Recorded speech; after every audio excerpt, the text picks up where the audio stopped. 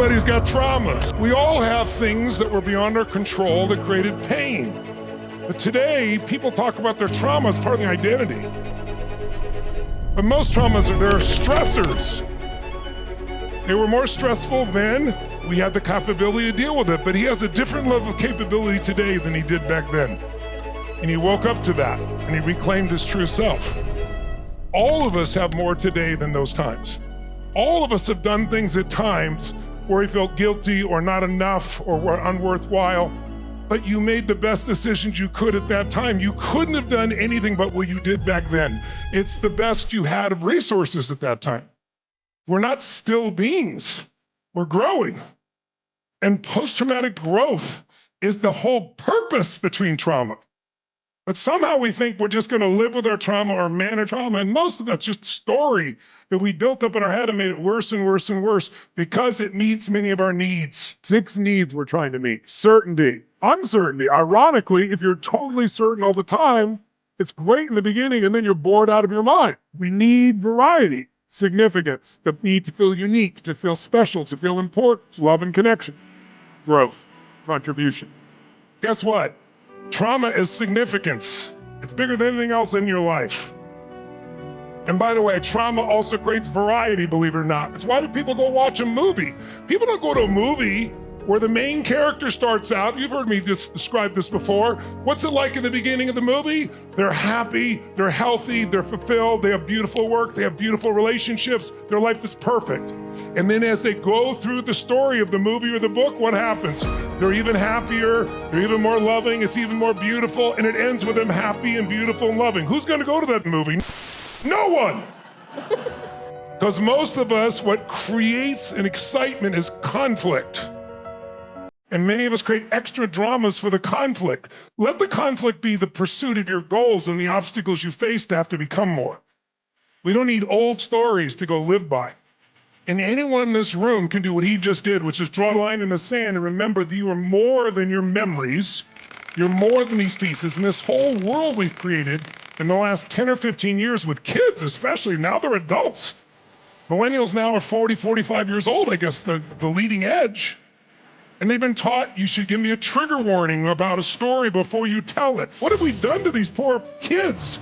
When you feel a trigger, that is a call to say, I need to rewire myself. It is not something to avoid.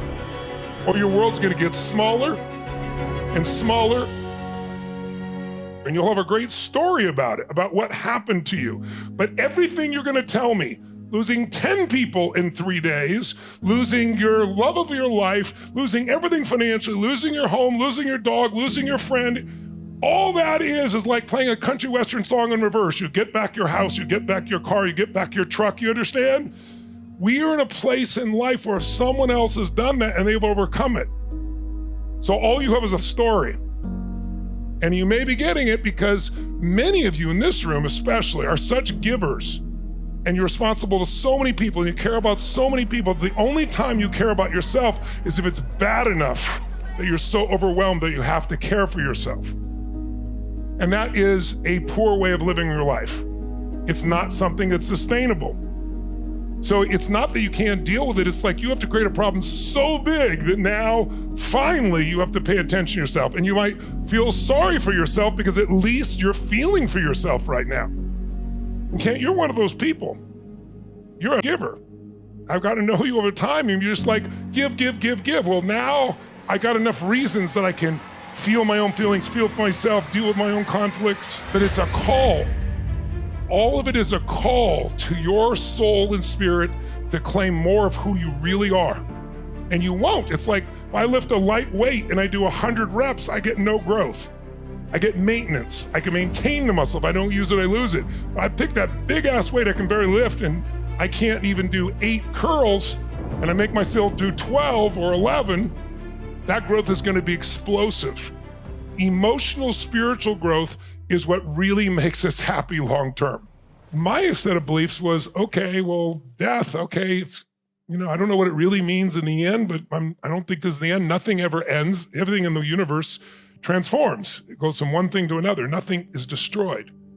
And so I'm like, okay, but when I went there, It was so different. And you'll see this when you go. I got on a barge and then I drove by, and there are these places where for 4,000 years they've been burning these fires and never letting them out, no matter what happens outdoors. And they have wood stacked as high as the ceiling or more, and all day long they burn the bodies. And in their belief system, in the Hindu belief system, there are many versions, just like many versions of Christianity, many versions of any religion, right? Different sects. Some believe that you get to nirvana, which in their belief it's reincarnation. Nirvana is you don't have to come back. So some people believe you give up all your things and you spend your life in poverty to prove your willingness to God. Some of them study the great texts of the world, the great religious texts, right? Some people believe it's through physical yoga. There are many approaches, but they all agree if you die in Varanasi, you immediately go into nirvana. And the only difference in sadness or not is they're not sad, as I said earlier, they see the body burns. If you get there, some people are dying, they get there to die. And we go to Mother Teresa's center, and there's a woman about this tall, she was like 101 years old, and she came there to die, and she was pissed that they were taking her and taking care of her and got her healthy. She was mad as hell that this had happened. There were several people like that. You'll see people there on the streets who are dying who are filled with joy.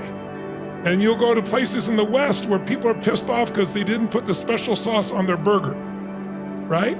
The beauty of the West is our ability to produce results. The beauty of the East is the ability to find inner happiness. You do not have to choose. You can have both. And I brought you here so you can balance out the science of achievement with the art of fulfillment. That's what we're here for. And when I watched this, I'll never forget, I watched this going on. I was fascinated, right? And this little boy had a stick and he was smiling and he was flipping something. And then I realized it was his grandfather's leg. He was flipping it further into the fire. Big smile on his face. No one's crying, no one's sad. Why? Because we only feel what we feel because of our beliefs. Your beliefs are what are creating the pain in you. So if you got a belief creates pain, you change belief and your whole life will change. And in their beliefs, you burn the body, that's the t-shirt, the spirit is free, and now you go to nirvana. And so people are joyous doing this. They dip the body in the Ganges River, they get up in the morning and bathe in the river where all these dead bodies and their ashes have been floating. And they're joyous. Some people in America are like, I can't even get near this water. You will experience a very different experience being there than being here. And I hope you'll never forget it. I'm sure you won't. But I just want you to know our beliefs create everything. But one of the most valuable ones is that it is all a gift and being grateful for what's there. I have so much in my life today that I feel so fulfilled by, and I have more tears today in this time of my life. Tears not of sadness, but tears of just overwhelming grace. Because I look at what I've come from and I think about, I've done my part, but there's grace in this. The grace of God, it could have gone so differently. And while I chose certain things, I also was clearly guided. And when you have that connection to grace, that will lift you beyond the moment as well. So I really offer you to consider a new possibility. Consider that all the stories people tell you, they're sincere and they're wanting to share with me, but they aren't healed enough yet to give you the full answer. And if you buy it from someone who's not yet healed, you're going to get part of the answer and part of what pulls you backwards in time. It's so critical to become a critical thinker when it comes to what things mean, because the only thing that controls your life is the meanings you make up. We are the meaning makers, but most of us let the world create the meaning. Our friends, the environment, the people, and the reinforcements we get. But if you can step out of that and remember that you are an autonomous soul that's been given the power of choice, that you can choose to feel differently. You can choose a meaning that lifts your heart and soul. That is not to mean you won't feel pain at times, you won't remember things. It's just you won't live there, and you'll use it instead of letting it use you. And you know it lets it use you if you keep going down that level of the same pain over and over again, or let it use you if you tell the story to yourself or others about it over and over again. Or you start to feel like sadness or anxiety or fear are dominant emotions. Those are just a call saying it's time to grow. It's time to step up. It's time to face what you're afraid of. If you will face what you're afraid of, you'll dive into what you're most afraid of, you will discover it's never as bad as you make it up in your head, and you will feel freedom. Now is the time to create that freedom. Now, if you're not going to do it now, you're never going to do it. And if you can't find a way based on all you've been through in your life, all the shit and all the beauty, and there must be beauty for you to be in this room, something got you here. Some part of you, some spirit, something got you here. You got nothing but love available to you, kindness, awareness, friendship, opportunity, beauty. But we forget all the miracles that are happening. We get caught up in what we see as the limitation and we lose the miracle. And I hope you took what Mo really was giving you is come back to the miracle that they lived, the miracle of what you lived with them, what you shared with them, what you can now take of them inside and carry with you so they continue to live if it's someone you've lost as an example. Those are things that are going to give us a different quality of life. Otherwise, at some level, you're always settling. You're negotiating with yourself for something less than you deserve, Kent. The people that experience spiritual pain is that pain that is so overwhelming, that is so unjust, that is so unfair. When you experience spiritual pain and you don't give up, you develop spiritual strength. But people who haven't been through it will never understand. They'll never have the same muscle you have. They've never had to lift what you've had to lift. And then there's an inner strength and pride that will not go away. That's the value of extreme stress, when you claim your truth.